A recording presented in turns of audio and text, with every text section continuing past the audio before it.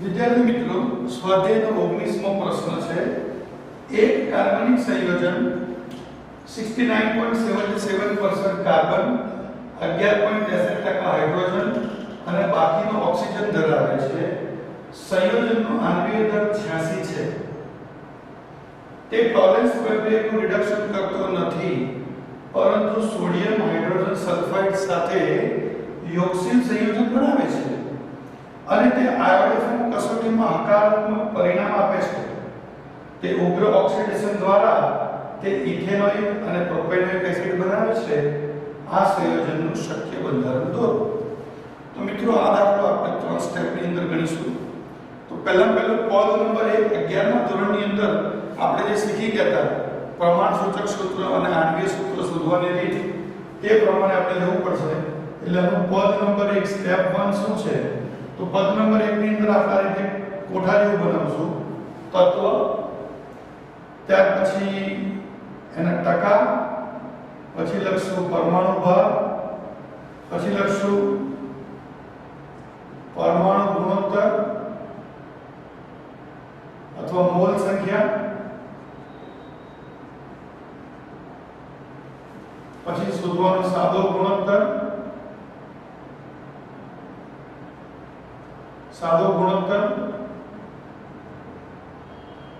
અને છેલ્લે પૂર્ણાંક સંખ્યા. છેલ્લે કઈ સંખ્યા? પૂર્ણાંક. આ રીતે ટેબલ બનાવવાનું. પહેલા તત્વ, ટકા, પરમાણુ ભાર, મોલ સંખ્યા, સાદો ગુણોત્તર અને પૂર્ણાંક સંખ્યા. તો મને કયા કયા તત્વો આપેલા? પહેલા કાર્બન, એની સંખ્યા શું છે? C. પછી આપણે થોડી જગ્યા છોડી લખો હાઇડ્રોજન, અને પછી આપણે જોશું ઓક્સિજન. ટકા કેટલા આપેલા છે? તો કાર્બનના ટકા આપેલા છે કેટલા? 69.77. આ છે 11.63. અને હાઇડ્રોજનના ટકા આપ્યા નથી. તો આના માટે શું કરવાનું દોસ્તો? આ બેના ટકાનો સરવાળો કરવાનો. શું કરશું? 69.77 પ્લસ 11.63. ટોટલ શું થયું? તો 81.4 માઈનસ 100. એટલે હાઇડ્રોજનના ટકા આવશે 18.6. આ બેનો સરવાળો કરી 100 માંથી બાદ કરો, જે આવે ટકા કોના કહેવાય? ઓક્સિજનના. બરાબર. પરમાણુ ભાર જાણો, કાર્બનનો 12, હાઇડ્રોજનનો 1 અને ઓક્સિજનનો કેટલો? 16. હવે દોસ્તો, મોલ સંખ્યા કેવી રીતે શોધવાની? તો મોલ સંખ્યાનું સૂત્ર છે ટકા ભાગ્યા પરમાણુ ભાર. શું? ટકા ભાગ્યા પરમાણુ ભાર. કેવી રીતે કરીશું? 69.77 છેદમાં 12, 11.63 ભાગ્યા 1 અને 18.6 ભાગ્યા 16. કરો ભાગાકાર. તો શું આવશે? પહેલા 69.77 divided by 12. શું આ જવાબ? 5.814. 5.814. બરાબર.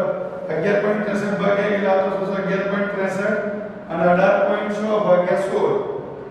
18.6 ભાગ્યા 16. તો શું થશે? 1.1625. હવે દોસ્તો શોધવાનો છે સાદો ગુણોત્તર. કયો ગુણોત્તર? તો સાદો ગુણોત્તર કેવી રીતે શોધાય? તો સાદા ગુણોત્તર માટે આ તમને જે જવાબ મળ્યો એમાં સૌથી ઓછો મોલ સંખ્યા કોની છે? ઓક્સિજનની. તો આ સંખ્યાને લઈને આ બધાને ભાગવાના. તો શું કરવાનું? 5.814 divided by 1.1625. ઓકે. પછી શું કરવાનું? 11.63 divided by 1.1625. ઓકે. અને પછી શું કરવાનું? 1.1625 divided by 1.1625. Okay friends. તો આનો ભાગાકાર કરો. શું આવશે દોસ્તો? ઇઝ ઇક્વલ્સ ટુ, તો પહેલા જોઈશું 5.814 divided by 1.1625. વેલ્યુ આવી કેટલી? 5. અને ભાગાકાર શું આવશે? 5. તમે કેલ્ક્યુલેટરનો ઉપયોગ કરી શકો છો ફ્રેન્ડ્સ. ઓકે. હવે 11.63 ભાગ્યા 1.1625 ભાગાકાર કરતા જવાબ શું આવશે? 10. અને આ તો સરખી સંખ્યા છે એટલે જવાબ શું આવશે? 1. તેનો પૂર્ણાંક સંખ્યા શું થશે? તો 5 નો પૂર્ણાંક 5, 10 નો પૂર્ણાંક 10, 1 નો પૂર્ણાંક 1. તો હવે અહીંયા આપણે આ તમારું આ કોઈ કોઠો બની ગયો. 11th ની અંદર દોસ્તો આપણે આ રીતે ટેબલ બનાવ્યું હતું, બરાબર. અને ટેબલ ની અંદર શું થયું? પ્રથમ થઈ ગયું તત્વ, આ થઈ ગયો શું? ટકા, પછી આ થઈ ગયો પરમાણુ ભાર, પછી આ થઈ ગયો સાદો ગુણોત્તર, આ થયો પૂર્ણાંક સંખ્યા અને આ તમારું થઈ ગયું ટેબલ. ઓકે, તો આના ઉપરથી મળીશું તમને દોસ્તો. તો પહેલા સુધી કરી દઈશું પ્રમાણ સૂચક અહીં લખ્યા પ્રમાણ સૂચક સૂત્ર. તો પ્રમાણ સૂચક સૂત્ર શું આવ્યું? તો કાર્બનની સંખ્યા કેટલી આવી? 5, તો લખો C5. હાઇડ્રોજનની સંખ્યા કેટલી આવી? 10, તો લખો H10. ઓક્સિજનની સંખ્યા કેટલી આવી? 1, તો લખો 1. ઓકે, હવે એના પરથી તમે ગણી કાઢો પ્રમાણ સૂચક સૂત્રભાર. સૂત્રભાર તો કેવી રીતે ગણવાનું? 5C + 10H + 1O. તો કાર્બનનો પરમાણુ દળ ખબર છે કેટલું? 12. 10 × 1, 1 × 16. તો શું થાય? 12 × 60 + 10 + 16. તો ટોટલ કેટલું થશે દોસ્તો? 86 ગ્રામ પ્રતિ તુલ્ય. 86 ગ્રામ પ્રતિ તુલ્ય. હવે દોસ્તો આપણને શોધવાનું કીધું છે આણ્વીય સૂત્ર. તો આણ્વીય સૂત્રનું શોધવા માટેનું સૂત્ર છે આણ્વીય દળ ભાગ્યા પ્રમાણ. દરેકનો પહેલો સૂત્ર લઈએ પ્રમાણ સૂચક સૂત્રભાર. પ્રમાણ સૂચક સૂત્રભાર ગુણ્યા પ્રમાણ સૂચક સૂત્ર ગુણ્યા શું? પ્રમાણ સૂચક સૂત્ર. ઓકે, તો આણ્વીય દળ કેટલું આપ્યું છે દાખલામાં? આપણને અહીંયા આપ્યું છે 86. કેટલું આપ્યું છે? 86. તમારું પ્રમાણ સૂચક સૂત્રભાર મતલબ શું આવ્યો? 86. અને પ્રમાણ સૂચક સૂત્ર શું છે? C5H10O. આવડી ગયા? જવાબ આવ્યો 1. 1 વડે ગુણો તો શું થાય? C5H10O. આ તમારું થયું આણ્વીય સૂત્ર. એનો મતલબ તમને જે કાર્બનિક સંયોજન આપ્યું છે તેનો આણ્વીય સૂત્ર શું થયું? C5H10O. હવે દોસ્તો આપણને આગળની જે શબ્દો આપેલા છે તેના ઉપરથી નક્કી કરવાનું છે કે C5H10O સૂત્રમાં શું આવેલું છે? આલ્ડીહાઇડ છે કે કીટોન છે કે તેનું અણુસૂત્ર શું છે? તો પહેલા આ વસ્તુ તમે બરાબર પદ નંબર 1 જે 11મા ધોરણના આધારે ગણતરી કરી તે તમે બરાબર લખી દો. હવે આપણે પદ 2 અને પદ 3 સાથે કરીશું. ઓકે ફ્રેન્ડ્સ,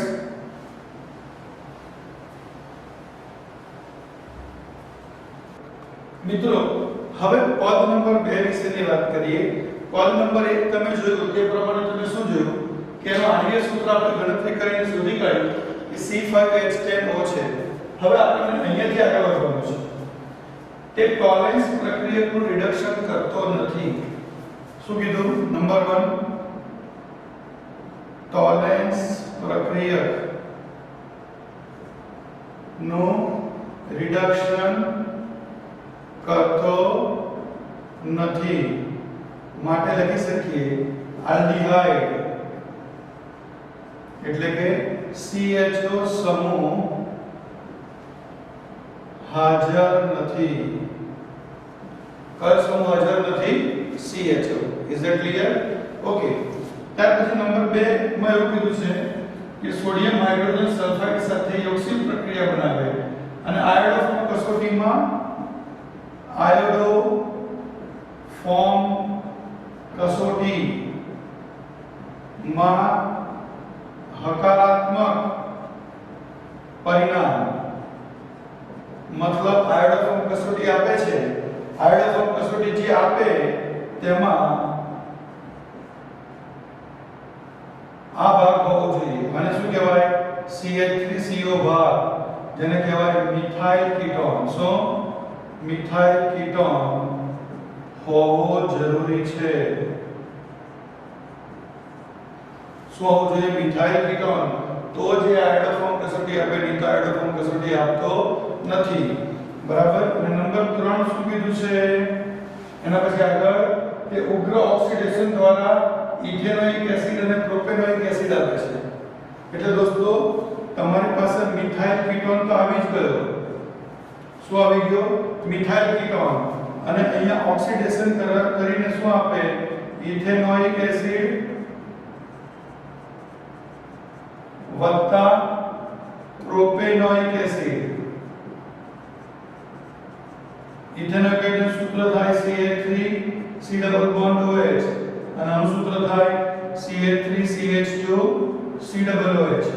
તો મિત્રો તમને એક ખ્યાલ આવી ગયો કે આ CH3CO ભાગ અહીંયા જોડાયેલો છે માટે ઇથેનોઇક એસિડ તમને મિથાઇલ કીટોનમાંથી બન્યું છે અને પ્રોપેનોઇક એસિડ બાકી રહેલા ભાગમાંથી રહ્યું છે. બાકી કેટલા કાર્બન હોવા જોઈએ? તો આપણે લખી શકીએ અહીંયા CH2 CH2 CH3. શું લખી શકીએ? CH2 CH2 CH3. ગણતરી કરો. કાર્બન 1 2 3 4 5 કાર્બન, હાઇડ્રોજન 3 ને 2 5 ને 2 7 ને 2 7 ને 3 10 અને ઓક્સિજન 1. માટે સંયોજન કયું બન્યું દોસ્તો? Pentane 2 on. સંયોજન કયું બન્યું દોસ્તો? Pentane 2 on. Is it clear? આ તમારો પદ નંબર 2 થયો. અને પદ નંબર 3 તમને દરેક પ્રક્રિયા લખવાનું કીધું છે. શું કીધું છે? દરેક પ્રક્રિયા. કોલેજ પ્રક્રિયા સાથે પ્રક્રિયા કરતો નથી એટલે એનો એ તો લખવાની જરૂર છે જ નહીં. તમારે પ્રક્રિયા કઈ લખવાની? તો એક આયોડોફોર્મ કસોટી વાળી, પછી બીજી લખવાની આ સોડિયમ હાઇડ્રોજન સલ્ફાઇડ વાળી, અને ત્રીજી આ પ્રક્રિયા લખવાની. તો પહેલા લખીશું આપણે કઈ સાથે? NaHSO3 સાથેની પ્રક્રિયા. તો મારી પાસે સંયોજન આવી ગયું CH3 C double bond O CH2 CH2 CH3. એની હું પ્રક્રિયા કરીશ કોની સાથે ફ્રેન્ડ્સ? NaHSO3. કેન્દ્ર અનુરાગી યોગશીલ પ્રક્રિયા થાય તો આ હાઇડ્રોજન આવી જશે ઓક્સિજન સાથે અને SO3 એને જોડાઈ જશે કાર્બન સાથે. નિપજ શું મળશે? CH3C પછી આટલો ભાગ લખો CH3 CH2 CH2. અહીંયા O નું રૂપાંતરણ થઈ જશે OH માં અને અહીંયા જોડાશે શું? SO3Na. શું થશે? SO3Na. એનું નામ થશે શું? તો pentane 2 on sodium hydrogen sulphide. શું નામ થશે? Pentane 2 on sodium hydrogen sulphide. યોગશીલ નિપજ મળે. Okay friends. એના પછી આ પહેલી વાત થઈ. બીજી પ્રક્રિયા કઈ કરીશું દોસ્તો? આયોડોફોર્મ. આયોડોફોર્મ માટે હું તમને દોસ્તો અને આ ઉલટાઈ લખો તો પણ કહેવાય પેન્ટેન 2 on. શું કહેવાય? Pentane 2 on. પહેલી પ્રક્રિયા કરવાની 3 હાઇડ્રો સાથે. કોની સાથે? 3 હાઇડ્રો સાથે. તો શું થશે? અહીંથી 3H ને 3I ને માઈનસ કરશે 3HI. મળશે શું? તો CH3 CH2 CH2 CO CI3. એનું નામ શું થશે દોસ્તો? બહુ મજાનું નામ છે. આ પહેલો કાર્બન એના પર 3 વખત આગળ દીધેલો 1 1 1 ટ્રાય આયોડો પેન્ટેન 2 on. અને આ 1 1 1 ટ્રાય આયોડો પેન્ટેન 2 on જે મળ્યા CH3 CH2 CH2 CO CI3 એની પ્રક્રિયા કરવામાં આવે કોની સાથે? NaOH સાથે. કોની સાથે? NaOH. ધ્યાન રાખજો દોસ્તો આ CI3H સાથે જઈને બનાવશે CHI3 જેને આપણે કહીએ છીએ આયોડોફોર્મ. જેને શું કહેવાય દોસ્તો? આયોડોફોર્મ. અને આ OH ને અહીંયા જોઈન થઈ જશે મળશે શું? તો CH3 CH2 CH2 પછી C ડબલ O Na જેનું નામ થશે સોડિયમ 1 2 3 4 કાર્બન એટલે શું થશે? બ્યુટેનોએટ. શું મળશે? સોડિયમ બ્યુટેનોએટ. તો દોસ્તો આ તમારે થઈ આયોડોફોર્મ કસોટી. કઈ કસોટી? ઓકે. અને છેલ્લે કઈ વાત કરી છે? ઉગ્ર ઓક્સિડેશન દોસ્તો. નંબર 3 ઉગ્ર ઓક્સિડેશન. દોસ્તો આ નિયમને પોપોફ નો નિયમ પણ કહેવામાં આવે છે. કોનો નિયમ કહેવામાં આવે છે? પોપોફનો નિયમ. તો પોપોફના નિયમમાં શું છે? તો પોપોફના નિયમમાં કીટોનનું ઓક્સિડેશન થાય. આપણી પાસે પેન્ટેન ગ્રુવો છે, અસમમિતીય કીટોન. કેવા કીટોન? અસમમિતીય કીટોન એટલે કે CO ની ડાબી કે જમણી બાજુએ કાર્બનની સંખ્યા અલગ અલગ હોય તેને આપણે અસમમિતીય કીટોન કહીએ છીએ. તો જ્યારે તેનું શું થશે દોસ્તો? HNO3 વડે ઓક્સિડેશન થશે. કોના વડે? HNO3. તો આટલો ભાગ યાદ રાખજો. પોપોફના નિયમનો શબ્દ શું છે? તો જ્યાં આગળ ઓછી આલ્કાઇલ શૃંખલા હોય તે જ ભાગ કીટોન સાથે જોડાય. તે જ ભાગ કોની સાથે જોડાય? તો તમે જો ડાબી બાજુ એક જ કાર્બન છે અને જમણી બાજુ 3 કાર્બન છે, તો કયો ભાગ ક્યાં જોડાશે? તો ડાબી બાજુનો ભાગ કોની સાથે જોડાશે? CO સાથે. ઓકે, તો અહીંયા મળી જશે શું? CH3 C double bond. અહીંયા રહ્યું CH2 CH2 CH3 બરાબર. અહીંયાથી આ એક H અહીંયા આવી જશે અને અહીંયાથી એક ઓક્સિજન ઉમેરાશે. આને કહેવામાં આવે છે શું?